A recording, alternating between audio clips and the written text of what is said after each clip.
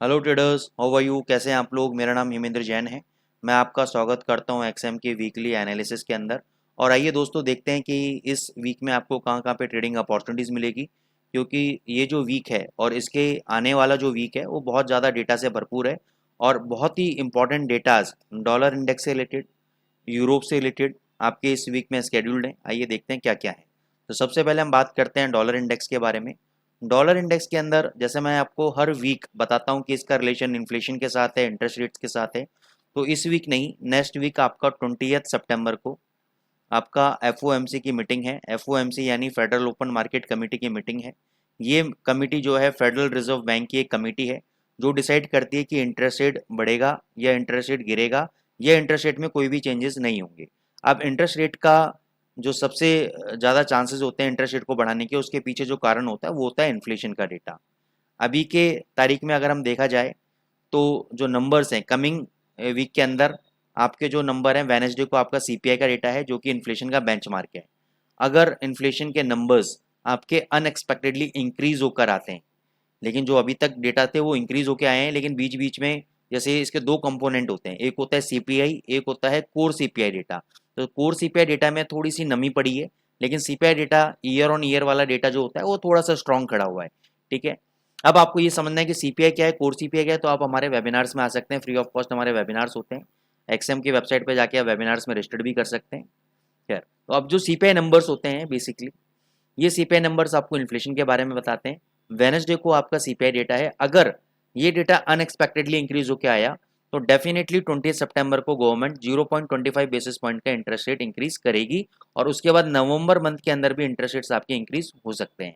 लेकिन अगर CPI data में कमी आई और लगा कि सीपीआई डेटा न्यूट्रल है या बिलो न्यूट्रल है या नेगेटिव है, तो मार्केट चेक करेगी थर्सडे को PPI data and retail sales data. अगर ये दोनों डेटा अच्छे आते हैं तो चांसेस हो सकते हैं कि गवर्नमेंट आपका रेट ऑफ इंटरेस्ट इंक्रीज कर सकती है। लेकिन एज ऑफ नाउ अगर मैं सर्वे की बात करूं, प्रोबेबिलिटी की बात करूं, तो 35% अभी मार्केट में जो एनालिस्ट हैं या बड़े बैंकर्स हैं, हेज फंड मैनेजर्स हैं, वो 35% प्रोबेबिलिटी लगा के चल रहे हैं कि इंटरेस्ट रेट सितंबर मंथ के अंदर इंक्रीज होगा।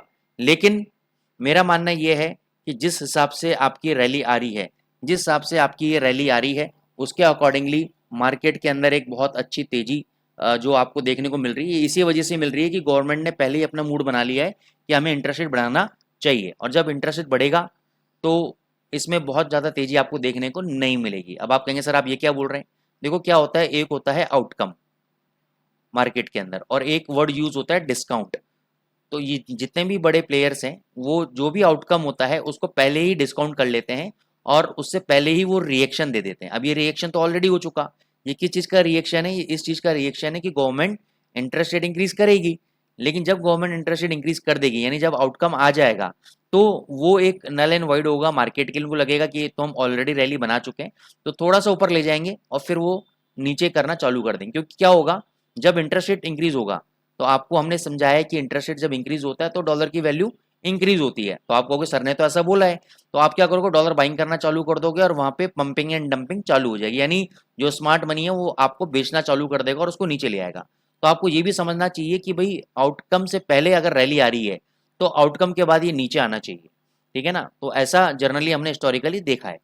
खैर, अभी हम टेक्निकल लेवल्स की बात कर लेते हैं। इमीडिएट बेसिस पे देखो, यहाँ से भी पहले डॉलर इंडेक्स गिरा था। ये लेवल है 105.41 का है, लेकिन मैं राउंड फिगर में 105.50 लिख रहा हूँ। तो ये रेजिस्टेंस है मेजर। इसके ऊपर अगर सस्टेन कर गया, ऐसा कैंडल बन गया, क्लोजिंग दे दी, तो अगला लेवल 107.10 का है। यहाँ तक आपका डॉलर इंडेक्स जाना चाहिए।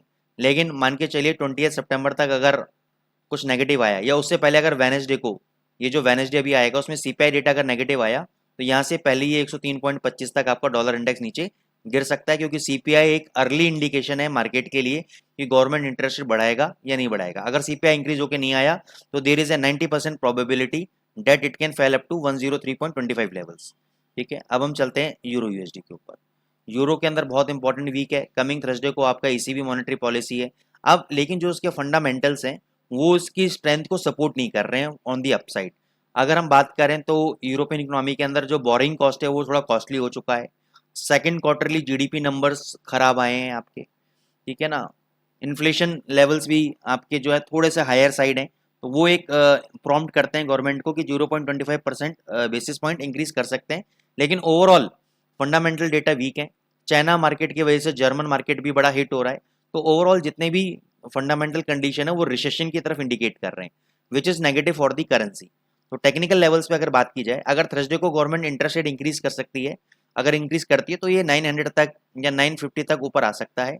तो पूरे ट्रेंड का ये जो आप पूरा देखो डाउन ट्रेंड देख रहे हो एक चैनल के अंदर चल रहा है, इस चैनल का जो स्विंग हाई है वो 1.0950 है। अगर ये लेवल ब्रेक होता है, मतलब ब्रेक होना काफ़ी नहीं है, देखो एक तो ये भी है ऐसा स्पाइक पड़ता है, this is called the break हुआ, लेकिन ये नीचे क्लोज हुआ।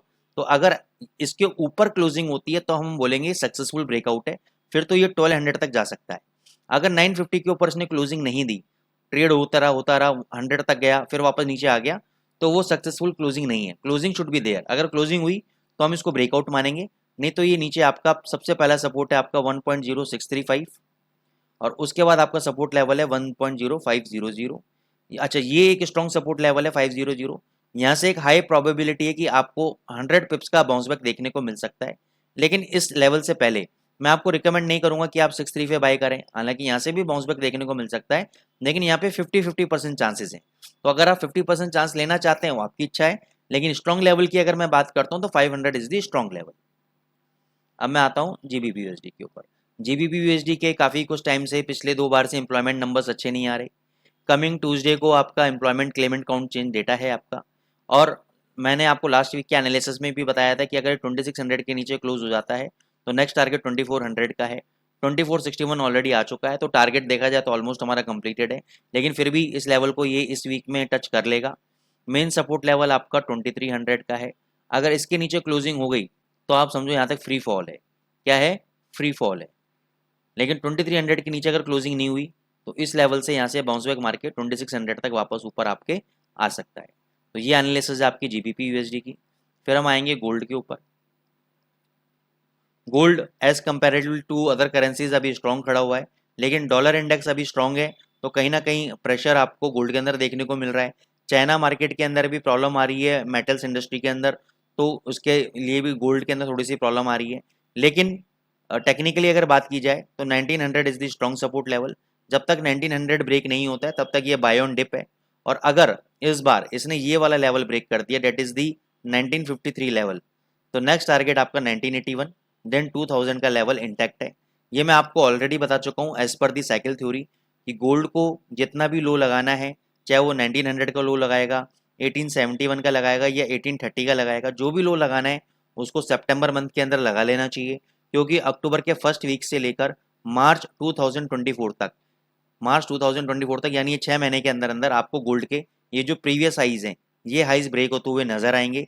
ऐसा मेरा प्रिडिक्शन है। ये प्रिडिक्शन गलत भी हो सकता है, ये किसी थ्योरी साइकिल थ्योरी पे बेस्ड है, जो 10 में से 8 बार सही चलता है, 2 बार गलत हो जाता है, तो वो प्रोबेबिलिटी भी आपको समझनी पड़ेगी।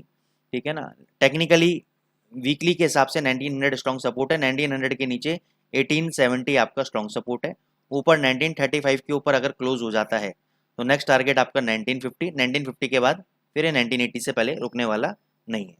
तो दोस्तों मैं आपको यहाँ पे डिस्क्लेमर देना चाहूँगा कि जो भी हमने लेवल्स आपको दिए हैं ये ट्रेडिंग रिकमेंडेशंस नहीं है, ये सिर्फ एजुकेशनल पर्पस से, आपके नॉलेज के पर्पस से, ताकि आप लोगों को ट्रेडिंग के अंदर सपोर्ट रेजिस्टेंस लेवल जो इंपॉर्टेंट है वो पता लग जाए, आपको आपकी नॉलेज इंक्रीज हो, फंडामेंटली कौन कौन से ऐसे डेटाज हैं जो करेंसीज को इफेक्ट डालते हैं वो आपकी एक नॉलेज इंक्रीज हो, उस पर्पज से हमने दिया है।